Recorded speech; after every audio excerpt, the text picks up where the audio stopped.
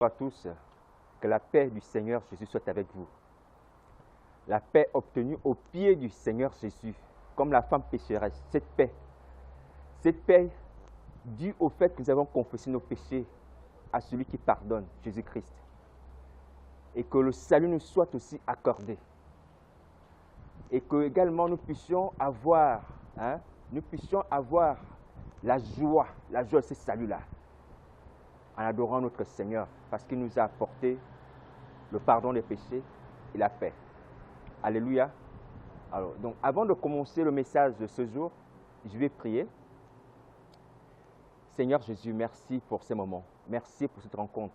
Toi qui fais que les occasions soient des occasions favorables. Que cette rencontre soit une occasion favorable pour apporter la semence de la vie dans le cœur.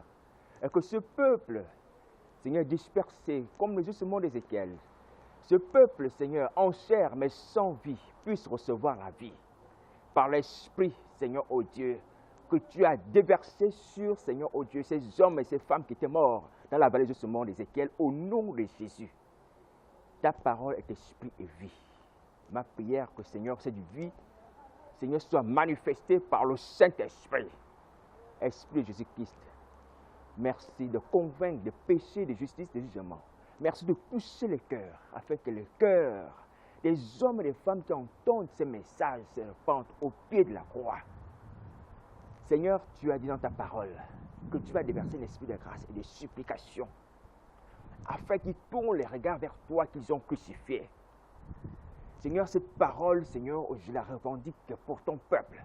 Je la revendique, Seigneur, oh Dieu, pour ma génération. Je la revendique, Seigneur, oh Dieu, pour les miens. Car, Seigneur, je suis aussi parmi ce peuple, Seigneur. Que ton esprit, Seigneur, nous saisisse et nous fasse tourner les regards vers la croix, où nous avons le pardon des péchés, où nous avons la résurrection, où nous avons la victoire et le salut. En toi, Seigneur Jésus. Alléluia. Amen. Amen. Amen. Que Dieu vous bénisse et surtout que le Saint-Esprit vraiment agisse. Nous avons besoin que le Saint-Esprit puisse nous toucher. Donc, ouvrez vos cœurs. Alors, la fois dernière, humblement, j'ai dit que nous devons arrêter, par le Saint-Esprit, nous devons arrêter d'avoir une double attitude. C'est ce que le Seigneur reprochait au travers d'Ésaïe aux enfants d'Israël. C'est-à-dire que ce peuple m'honore des lèvres, mais son cœur est éloigné de moi. Nous devons arrêter ça, cette double attitude-là. Quand on honore Dieu avec les lèvres, on doit l'honorer aussi avec notre cœur. Quand on écoute la parole de Dieu avec les oreilles, on doit aussi l'écouter avec notre cœur. Soyons sincères afin que nous soyons sauvés. Soyons sincères. Par une seule prédication, Pierre a gagné 3000 personnes en un seul jour. Il n'a pas fait 4. Je crois que par la grâce, j'ai déjà fait combien? Plein de 40 vidéos déjà. 40 vidéos. 40 vidéos. Mais Pierre, en un seul jour, il a gagné 3000 personnes au Seigneur. Ce n'est pas pour que moi j'ai la gloire ou quoi que ce soit, des récompenses. Non, c'est pour le salut de nos âmes, c'est pour nous. Nous pouvons accélérer notre salut. Il n'y a pas que la bénédiction qu'on veut accélérer, il n'y a pas que l'élévation qu'on veut accélérer, on peut accélérer aussi notre salut. C'est ça l'essentiel. Vous ne trouvez pas que c'est un peu lassant pour vous-même d'entendre toujours les mêmes choses? Alléluia. Alors donc, essayons d'être réceptifs et faisons le maximum aujourd'hui pour nous le considérer avec Jésus-Christ. N'attendons pas demain après demain. Amen. Alors, donc je voudrais apporter une précision supplémentaire sur mon accoutrement lorsque j'ai exhorté sur le prophète Jonas. C'était un partage que je vous avais fait sur le prophète Jonas. J'avais une serviette qui s'apparentait au rose autour de mon cou. Alors, donc je voudrais préciser que cette serviette, ce n'est pas un signe pour pouvoir me faire voir, pouvoir me distinguer parmi mille, pour que l'on sache moi que ça c'est le frère. Non. Donc ce n'est pas cela. Je l'avais fait exprès. Je l'avais fait exprès. Parce que je voulais parler du sang de Jésus. C'est pourquoi j'ai mis cette serviette. Et si, bon, pour ceux qui me connaissent, ou ceux qui remarquent, j'ai beaucoup d'habits rouges. J'ai même une casquette rouge. Ce n'est pas en vain, ce n'est pas pour me distinguer, ce n'est pas pour me faire voir. Mais c'est parce que je voudrais que nous puissions nous attacher au sang de Jésus. C'est sa volonté aussi, que nous puissions nous attacher à ce sang-là. Et donc, la couleur rouge de ma serviette ou des vêtements que vous pouvez voir est juste un rappel que nous avons la victoire dans le sang de Jésus. Est-ce que vous comprenez? C'est un rappel, c'est un signe pour nous rappeler.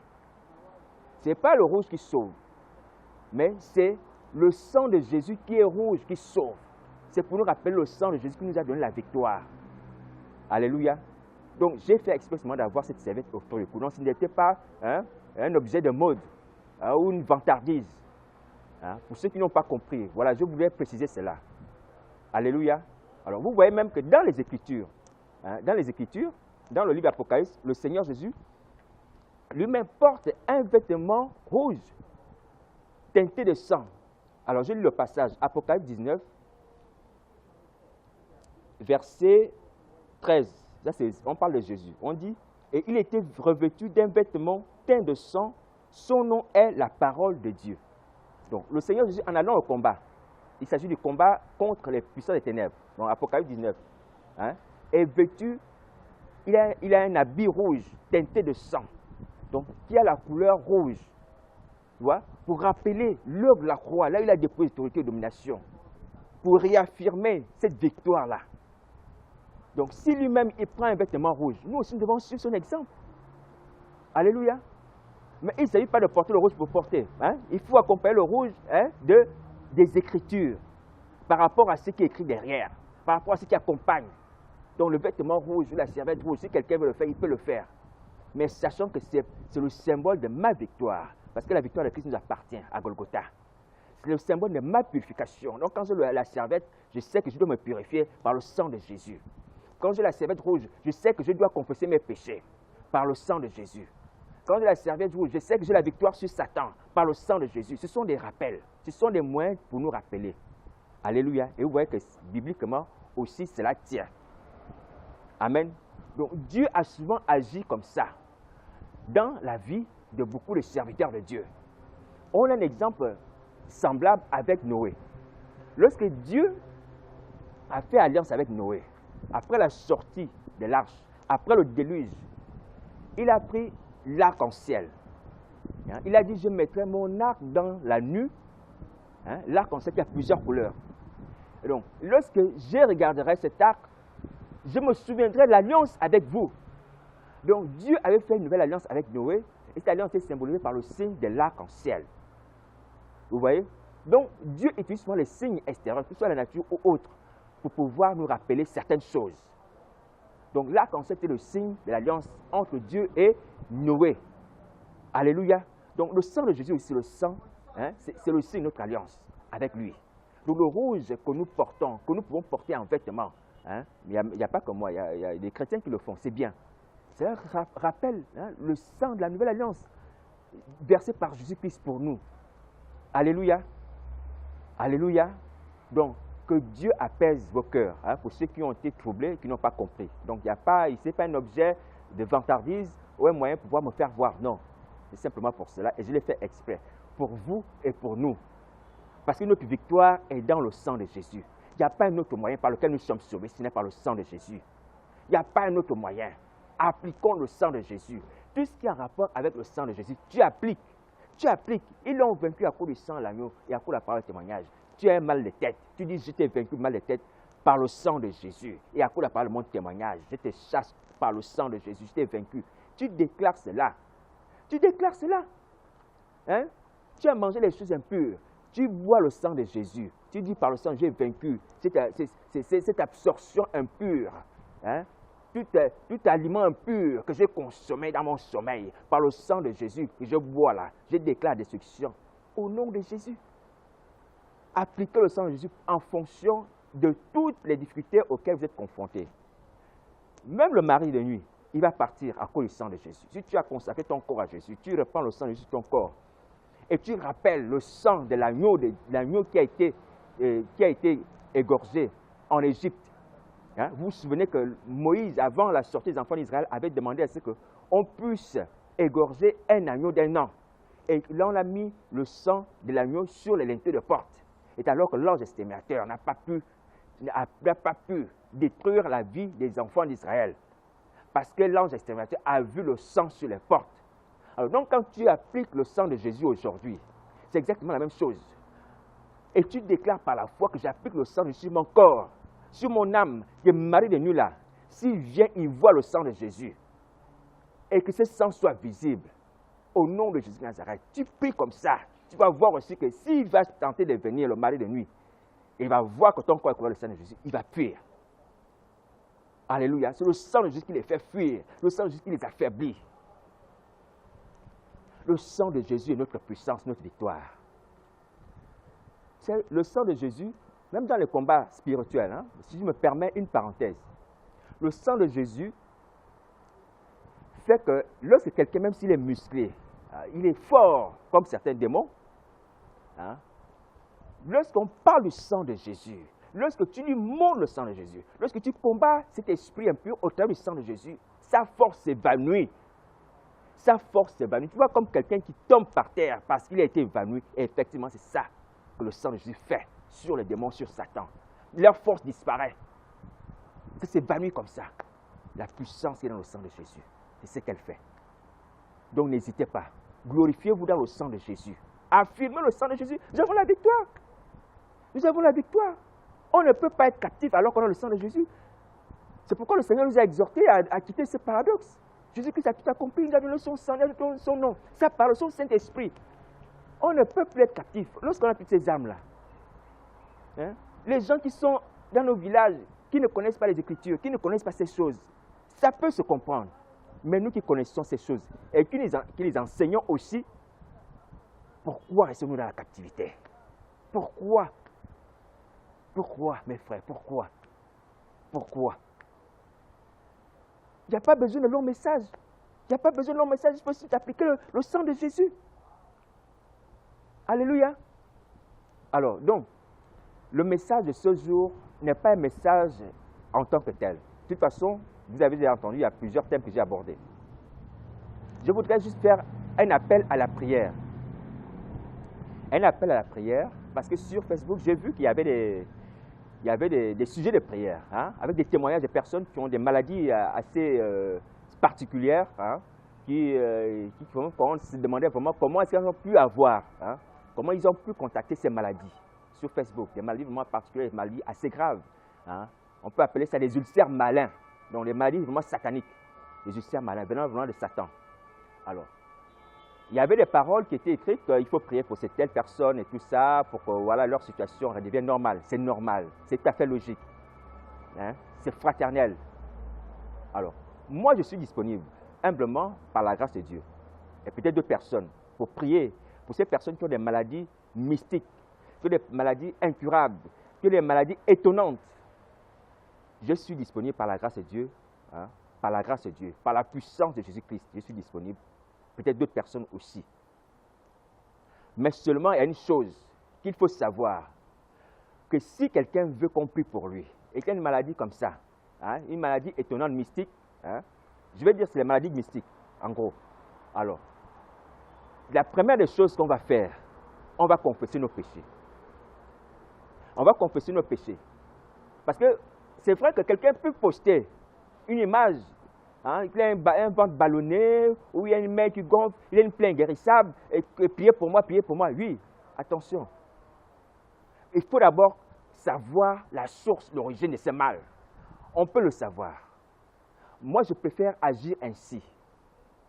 Je préfère agir ainsi par rapport à un certain nombre de personnes, par rapport à un certain public, par rapport aussi à une certaine expérience. Il faut être prudent dans certaines choses. Parce que les maladies que nous subissons, hein, parce que nous avons d'abord été rebelles. Vous voyez? Donc, quelqu'un a été rebelle, tu as offensé quelqu'un, et cette personne s'est fâchée, elle t'a jeté un mauvais sort. On va prier pour toi. Tu vas demander aux frères, aux sœurs de prier pour toi. On va prier pour toi.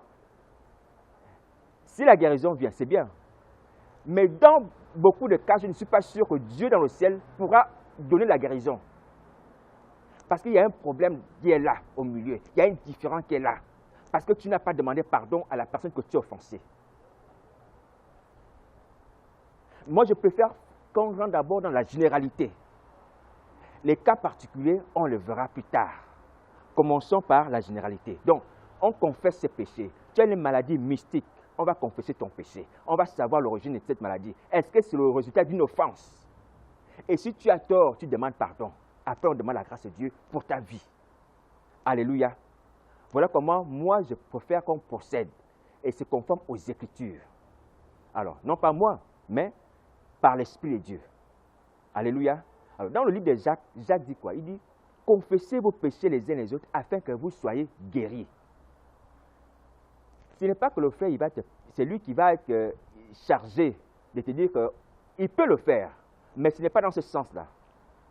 C'est pour que toi, tu puisses libérer la cause de ton mal. Tu dois dire au frère qui va prier pour toi, frère, j'ai fait ceci. Voilà pourquoi telle chose m'est arrivée. Et lui, il va prier en conséquence, en connaissance de cause. On ne veut pas prier comme ça dans l'inconnu, sans savoir pourquoi telle ou telle chose t'est arrivée. On peut prier, j'ai dit on peut prier sans demander les précisions. Oui, mais moi, par rapport à vous et par rapport à certaines personnes, je préfère qu'on commence par savoir l'origine et pourquoi. Est-ce que c'est le rejet d'une offense ou pas? Alléluia. Ça, c'est la première des choses. Donc l'offense, ça peut être l'offense à un homme, un membre de la famille ou quelqu'un d'autre, qui était sorcier, qui s'est vengé et qui vous a été un mauvais sort. Voilà pourquoi vous avez une maladie mystique incurable, inguérissable. Donc cette personne, si vous reconnaissez que vous avez fait du mal à cette personne, il faut que vous puissiez demander pardon. On va le faire ensemble. Alléluia. Et ensuite, on va prier pour la guérison. Donc c'est comme ça que je souhaiterais, par la grâce de Dieu, que nous puissions procéder. Et c'est sage. C'est sage. Parce que déjà, dans la Bible, Ésaïe dit quoi? Ésaïe dit, ce n'est pas que la main de l'Éternel est trop courte pour sauver. Ni son oreille trop dure pour nous entendre. Ésaïe 59. Mais ce sont nos péchés qui nous cachent sa face. Ce sont nos péchés qui cachent la face de Dieu. Les péchés, ça fait blocage, comme une muraille, pour empêcher que Dieu nous exauce, pour empêcher que Dieu puisse venir à notre secours. Vous voyez? Donc, le péché non confessé empêche la guérison. Et c'est pour ça que le Seigneur Jésus, lui qui pardonne les péchés et qui connaît la disposition des cœurs, lorsqu'il te dit ta foi t'a sauvé, ton pardon des péchés est resté assuré. Hein? Vous comprenez? Lorsqu'il dit ta foi t'a sauvé, ton pardon de péché aussi est dedans. C'est tout compris. Le pardon des péchés est dedans. Ta foi t'a sauvé, le pardon des péchés est dedans. Tout est compris. La guérison est dedans. Le salut de ton âme est dedans. Et il pouvait dire à cet homme qui était malade pendant 38 ans que lorsqu'il était à la piscine, cet homme qui était à la piscine, là, qui attendait le mouvement de l'eau, qui ne pouvait pas se jeter à l'eau, parce que sa maladie avait tellement empiré, qu'il était paralysé. Et que lorsqu'il s'est jeté le premier, une autre personne est allée avant lui. Et lorsque le Seigneur Jésus est apparu à la piscine de Bethesda pour guérir cet homme, il a dit, veux-tu être guéri? Il a dit, non, mais Seigneur, quand je me lève, quelqu'un va avant moi et tout ça. Il dit, non, bon, prends ton lit, va dans ta maison. Et l'homme a pris son lit et est parti dans sa maison. Et quelques temps après, le Seigneur Jésus le retrouve dans le temple. Et le Seigneur Jésus lui dit quoi? Il lui dit, maintenant que tu as été guéri, écoutez bien, ne pêche plus de peur qu'il ne t'arrive quelque chose de pire. Maintenant que tu as été guéri, ne pêche plus de peur qu'il ne t'arrive quelque chose de pire. Voilà. Donc, le péché est la source de beaucoup de maux que nous souffrons, de tous les maux que nous souffrons, des maladies, des malédictions, des infirmités, le péché. Donc, c'est le péché qui avait occasionné la paralysie de cet homme pendant 38 ans. Voilà pourquoi nous, pour être prudents, nous devons commencer par confesser le péché pour avoir l'assurance de la guérison. Ça ne demande rien, ce n'est pas l'argent. Confesser ces péchés ne demande rien, ce n'est pas l'argent. Alléluia. Et c'est biblique. Donc, on va confesser les péchés et on va prier. Pour ces cas, Dieu fera grâce. Amen. Voilà. Alors, donc pour ceux qui se disent, bon, non, bon, moi, je n'ai pas d'offense. Hein? Je n'ai pas commis quelque chose de grave vis-à-vis de quelqu'un. Il n'y a personne qui s'est vengé de moi, hein, qui se plaint de moi et tout ça. Ma situation est que, bon, la chose est apparue comme ça. Peut-être c'est parce que bon, le collègue est jaloux hein, dans le lieu de travail ou quelque chose comme ça, la voisine. On ne sait jamais.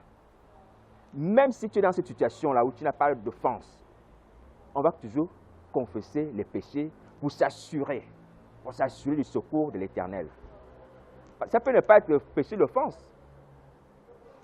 Ça peut aussi être un autre péché que tu as fait dans le secret, qui n'est pas en liaison avec la maladie que tu as. Il n'est pas en liaison avec le mal que tu souffres. Donc, moi comme vous, nous tous, nous devons nous purifier et sanctifier tous les jours pour nous assurer le salut, pour nous assurer la guérison, la délivrance. Pour qu'il n'y ait aucune barrière. Hein, comme Esaïe le dit, que la main de l'Éternel ne soit pas contre pour nous aider.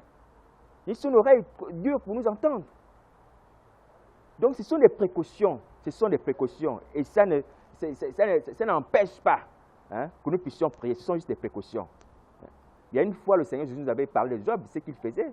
Cet homme intègre, droit, qui marchait selon Dieu. Qu'est-ce que Job faisait pour ses enfants?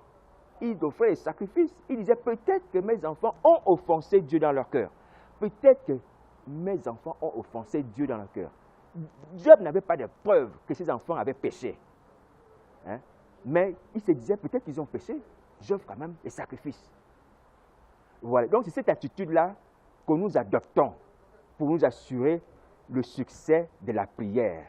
Parce que le Dieu que nous prions est un Dieu qui n'échoue jamais, comme le disent les hommes de Dieu. Alléluia. Je salue les hommes de Dieu. Que Dieu vous bénisse.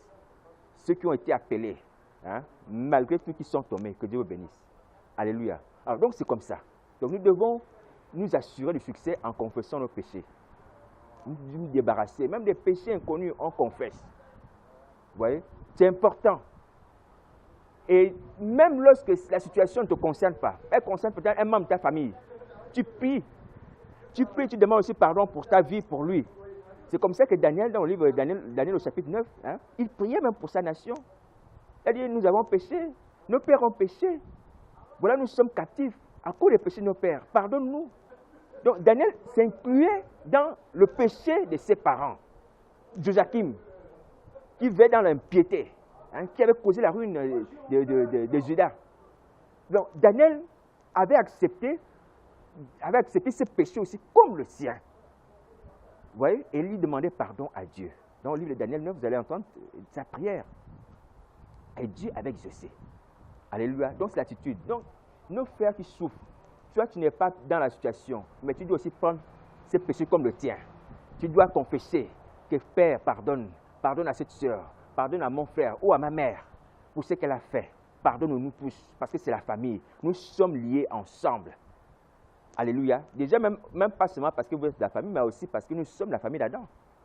En tant que descendants d'Adam, nous sommes tous héritiers du péché, comme l'a dit la Bible. Que tous son péché sont privés de la gloire de Dieu à cause d'Adam. Donc, nul ne peut même dire qu'il est saint, en aucune manière. Ceux qui sont nés d'Adam, nul ne peut dire qu'il est saint. Nous nous sanctifions, nous confessons nos péchés, nous sanctifions, nous purifions. Alléluia. Donc, faisons cela pour nous assurer le succès. Alors, donc, c'est ce que je voulais dire comme message par rapport aux sollicitations que j'ai vues sur Facebook. Il faut prier pour la sœur, il faut prier pour le frère qui ont des maladies. Vraiment, je sais que c'est des maladies lourdes, des maladies mystiques, inguérissables. Puis c'est pas fameux, c'est pas des choses vraiment faciles à supporter, à vivre. Il y a un monsieur, j'ai même vu, il avait une main où il y avait des mouches comme ça. Donc, vous voyez, quelqu'un qui a vécu comme ça, je ne sais pas depuis combien d'années il a vécu ça, une main vraiment attaquée par les mouches en permanence. Ouais, tout ça, ce sont des ulcères sataniques, c'est des ulcères malins, ça vient du diable. C'est le diable qui invente ce genre de maladie. Donc, la maladie qu'il avait frappé Job, la Bible dit que Job fut frappé d'ulcères malins. C'est-à-dire qu'on ne pouvait pas tuer cette maladie nulle part. Ce n'était pas une maladie naturelle que si quelqu'un joue sur la pluie, un enfant joue sur la pluie, et puis il attrape la fièvre. On dirait, bon, s'il a joué sur la pluie, c'est des choses qui arrivent. Non. Et pour Job, c'était vraiment du séjour de mort, du siège même de Satan, son quartier général. Il a fait une mixture pas possible dans son laboratoire du Sheol pour envoyer à Job tous les missiles sataniques qu'il a envoyés là. Donc c'était ulcère malin. Et Dieu a permis ça. Mais que Dieu soit béni. Que Job vraiment, oh Dieu, Job vraiment c'est un témoignage pour nous. Alléluia. Donc c'est quelqu'un pour qui Satan s'est occupé personnellement. Il n'a pas envoyé sirène, il n'a pas envoyé sorcier, c'est lui-même qui est parti. Il a foudroyé les enfants, il a tout foudroyé. Mais il est resté intègre. Il a vaincu le diable. Il a vaincu Satan. Satan allait dire à Dieu, tu vois cet homme-là, Job, là. Il t'aime parce que tu lui donnes la richesse. Il est riche, tu as donné beaucoup de troupeaux dans le pays. Touche un peu à ce qui lui appartient là. Tu vas voir, il va te maudire. Il a même dit, je jure, il dit, je jure, Satan a juré que Job va maudire Dieu. Mais son jurement n'a été que nul et sans effet. Parce que Job n'a pas juré Dieu. Job n'a pas maudit Dieu. Voilà. Donc Job a plutôt béni Dieu. Il a dit, c'est l'Éternel qu'on obtient, qu'on reçoit les mots, que l'Éternel on reçoit aussi les biens. Que le nom de l'Éternel soit béni. Alléluia. Alors, donc c'est pour dire que nous avons aujourd'hui la possibilité de triompher de toutes nos douleurs, toutes nos maladies, toutes nos malédictions, même si elles viennent de Satan. Même si elles viennent de Satan, nous avons plus que Job aujourd'hui, nous avons le sang de Jésus. La promesse dit que par les meurtrissures de Jésus-Christ, nous sommes guéris. Donc, les meurtrissures, là, ce sont les blessures. Voilà, les blessures que le Seigneur Jésus a eues. Lorsqu'on l'a fouetté, ces meurtrissures-là, ces blessures, ils sont telles qui nous donnent la guérison. Parce qu'il y a eu un transfert entre nous et Jésus-Christ. Donc, lui, il recevait nos maladies et nous, on recevait sa bonne santé. Donc, par ces meurtrissures, nous sommes guéris. Lui, il recevait les meurtrissures, les maladies, et nous, on recevait la bonne santé. Tout au long de son parcours à la croix, jusqu'à ce qu'il a rendu son esprit. C'est ce transfert-là qui s'est opéré. C'est pour ça que lorsque le Seigneur Jésus est mort, il remet son esprit entre les mains du Père. Qu'est-ce qui se passe? La Bible dit que les rochers se fondent, les morts, les saints ressuscitent, ils sortent des sépulcres. Donc, il y a eu un transfert. Il nous transmet sa vie. Il nous a transmis tout cela à Golgotha. Voilà pourquoi le sang de Jésus on ne peut pas ne pas en parler. C'est incontournable. Le sang de Jésus est tout ce que nous avons besoin pour vivre, pour survivre, pour ressusciter. Alléluia. Donc, au travers du sang de Jésus, nous avons des promesses pour prier. Alors, donc, si quelqu'un veut prier à la maison, si tu n'as pas besoin d'aide, applique simplement le sang de Jésus sur ta vie, sur ta blessure, sur ton mal, même si c'est un mal malin, un ulcère malin qui vient du diable, applique le sang de Jésus. Il y a des gens qui reçoivent des choses dans leur sommeil, des maladies bizarres dans leur sommeil. Et tu te réveilles le matin, tu as mal au dos, ou tu as mal à l'œil, ou le pied enfle. Tu ne sais pas l'origine, alors que tu n'as pas fait le sport. Applique le sang de Jésus. Il y a des maladies qu'on reçoit mystiquement. Il y a des maladies qu'on reçoit aussi de façon physique. Mais le sang de Jésus opère dans le mystique, dans le spirituel, comme dans le physique. Alléluia. Appliquez le sang de Jésus. Alléluia. Donc, que Dieu nous aide et que Dieu nous bénisse. Donc, c'est le message que je voulais, par la grâce de Dieu, humblement, adresser à toutes les personnes qui souffrent. Des maladies bizarres, les maladies chroniques, les maladies spirituelles, les maladies mystiques, les maladies naturelles. Donc, on ne trouve pas les solutions. Donc, vous sentez que derrière, il y a une malédiction, il y a un esprit. Vous voyez, comme cette femme qui avait la perte de sang. La femme qui avait la perte de sang depuis 12 ans, elle avait une perte de sang. Alors, quand on lit les Écritures, dans un autre passage de cette femme, on se rend compte que plus elle cherchait la guérison, plus son mal empirait. Quand je regardais, je me dis, mais c'est pas possible. On dirait que cette perte de sang elle était une personne. Comment? Plus la personne cherche la guérison, plus la perte de sang empire. Plus elle cherche la guérison, plus le mal augmente. Plus elle cherche la guérison, plus le mal augmente. Vous voyez? Donc derrière, il y avait quelque chose de mystique, de spirituel, de malin. Ce n'était pas quelque chose de naturel. Et donc elle a touché le corps de Jésus. Elle a touché le vêtement de Jésus. Et alors, elle a été guérie. Vous voyez? Donc, Jésus-Christ guérit. Les maladies mystiques, là, Jésus-Christ guérit. Il guérit. Alors, donc, je voudrais encore insister, par la grâce de Dieu, humblement, sur la confession des péchés. La confession des péchés, ce n'est pas seulement, non pas seulement à cause de l'offense, mais aussi parce que beaucoup d'entre nous qui sont liés au monde des ténèbres, il y a des choses que nous avons accomplies, il y a des choses que nous avons faites, qui nous gardent dans la servitude, la captivité. Par exemple, quelqu'un qui a reçu une mission d'attaquer une église. Il a reçu une mission d'attaquer une église parce qu'il pratique la sorcellerie. Et que sa mission échoue. Sa mission échoue. Qu'est-ce qui se passe? Satan peut décider de le punir par une maladie. Il y en a ici. De jour, on rencontre des fous dans la rue parce que ce sont des punitions dues au monde des ténèbres, dues au jugement des démons, dues au jugement satanique. Parce que le monde des ténèbres, là-bas aussi, il y a des jugements. Alors donc, cette personne-là va subir un mal dû au fait qu'elle n'a pas accompli la mission qu'on lui a signée. C'est de détruire la vie d'un pasteur, c'est de faire fermer une église. Et comme elle a raté, le diable, qui ne pardonne pas, se venge en lui infligeant une maladie inguérissable, incurable. Une plaie qui ne guérit jamais, toujours purulente, toujours avec du pu. Des choses comme ça. Alors, donc, les gens qui sont dans cette situation-là, si vous avez ce genre de maladie, vous-même, vous savez que c'est à cause du fait que vous avez échoué dans les missions sataniques. Vous avez échoué dans les missions qu'on vous a données. La première des choses, ce n'est même pas la repentance par rapport au fait que tu as échoué à la mission. Tu dois d'abord te repentir par rapport au fait que tu as accepté la sorcellerie. Donc, l'alliance qui te lie à Satan par rapport à la sorcellerie, tu dois d'abord te repentir au pied de Dieu, au pied de Jésus-Christ, pour détruire cela. Et pour détruire cela. Et après, on va prier pour ta maladie. Donc, on ne va pas prier directement pour la maladie parce que la personne reste encore liée. Ce serait une perte de temps. Puisque si on prie même pour la maladie et que si Jésus-Christ fait grâce, qu'est-ce qui va se passer? Le jour même où la personne a trouvé la guérison, la nuit de ce jour-là, c'est-à-dire dans la nuit, dans son sommeil, elle est repartie encore dans le monde des ténèbres. Et Satan va lui donner encore une autre mission.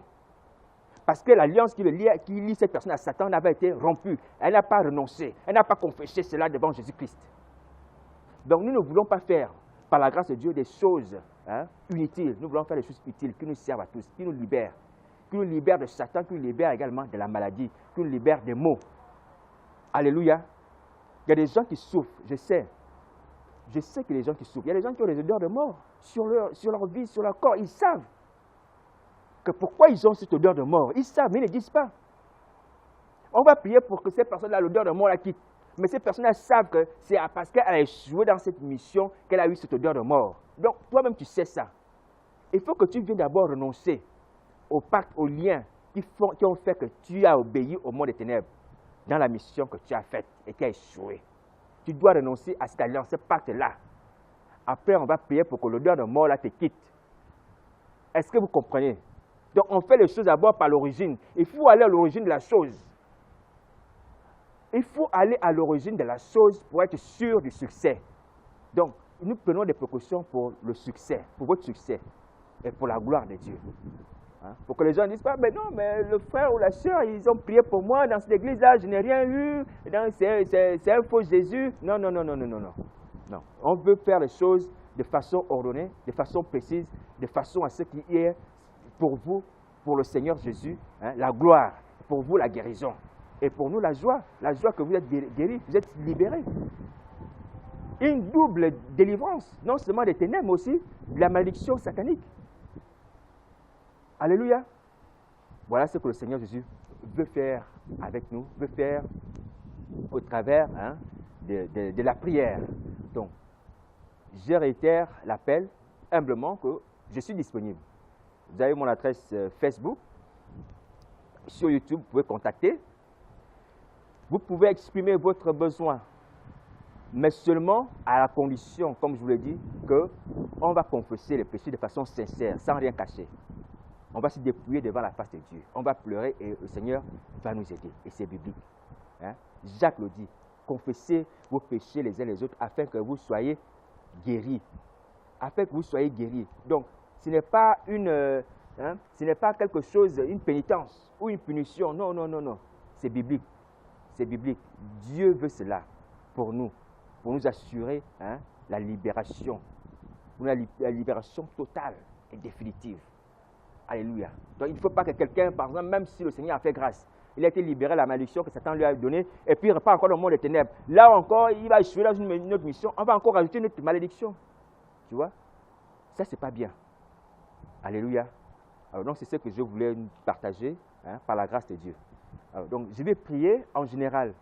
Je vais prier en général pour toutes ces personnes-là sur Facebook. J'ai vu des témoignages, des gens de souffrance, ventre ballonné, la main avec des mouches, d'autres choses comme ça là. Je vais prier pour vous. Si vous regardez ces messages, contactez-moi à la condition qu'on va confesser les péchés. Mais ne craignez pas le diable. Il a attaqué Job de toutes les malédictions. Lisez la vie de Job, vous allez voir. Toutes les malédictions. La Bible parle d'ulcères malins. Donc c'était des choses concoctées par Satan lui-même. Mais Dieu l'a délivré à la fin, il l'a restauré. Donc ne craignez pas. Et aujourd'hui, nous avons plus que Job. Nous avons Jésus-Christ, nous avons la croix, nous avons le sang de Jésus, nous avons son nom. Alléluia. Alors, donc, je vais prier pour vous, en général. Seigneur Jésus, je prie pour toutes ces personnes, Seigneur, qui se sont manifestées sur Facebook, au travers des images, des photos, des vidéos, sur leur souffrance, Seigneur. Je prie pour cette personne qui avait ses ventres ballonnés. Je prie pour cette personne qui avait ses bras qui étaient attaqués par des mouches, et bien d'autres personnes encore. Je prie que ta grâce les atteigne. Que ta puissance, la puissance du sang que tu as versé à la croix de Golgotha, puisse les amener à s'humilier devant toi, à confesser leurs péchés. Qu'ils soient attirés par l'amour que tu as manifesté pour nous à Golgotha, au nom de Jésus de Nazareth. Rien ne nous est impossible par ton sang, Seigneur. Je prie que la crainte de Satan, la honte des hommes les quitte au nom de Jésus. Quelles que soient les œuvres qu'ils ont faites dans les ténèbres, Seigneur, donne leur courage de confesser leurs péchés, afin qu'ils soient totalement libérés.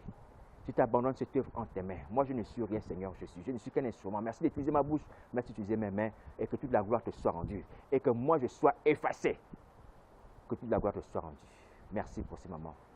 Que Dieu vous bénisse. Surtout, appliquons les Écritures. Alléluia. Amen.